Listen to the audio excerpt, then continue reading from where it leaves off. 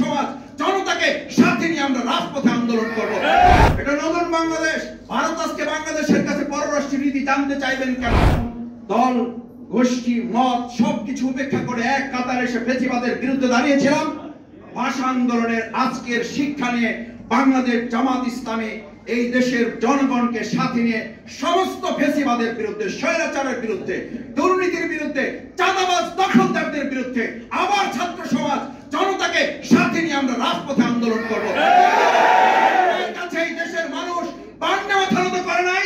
2025 এসে মাথা নত করবে এটা ভাবলে শুধু বোকার স্বর্গে না, আপনারা পাগলের প্রলাপের রাজ্যে বসবাস করছেন।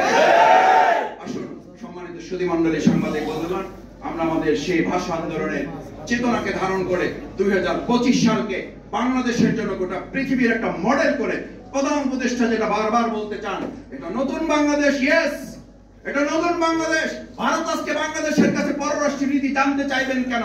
53 বছর স্বাধীন বাংলাদেশের কাছে আমাদের প্রতিবেশী রাষ্ট্র জানতে চায় আমাদের পররাষ্ট্র নীতি কি হবে, হোয়াটস হ্যাপেন্ড, কি হয়েছে। বরং আমরা বলতে চাই আমাদের প্রতিবেশী রাষ্ট্রের সাথে পৃথিবীর অন্য রাষ্ট্রের যে সম্পর্ক, আপনাদের সাথে আমাদের সেই সম্পর্কই বিরাজমান থাকবে।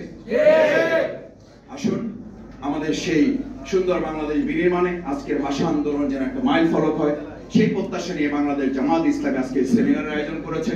দেশ এবং জাতির কাছে সেই প্রত্যাশা পূরণে সেমিনার ভূমিকা পালন করতে পারলে আজকের এই সেমিনার সফল এবং সার্থক হবে। এই পর্যায়ে সংক্ষিপ্ত কথা বলার জন্য অনুরোধ করছি বাংলাদেশ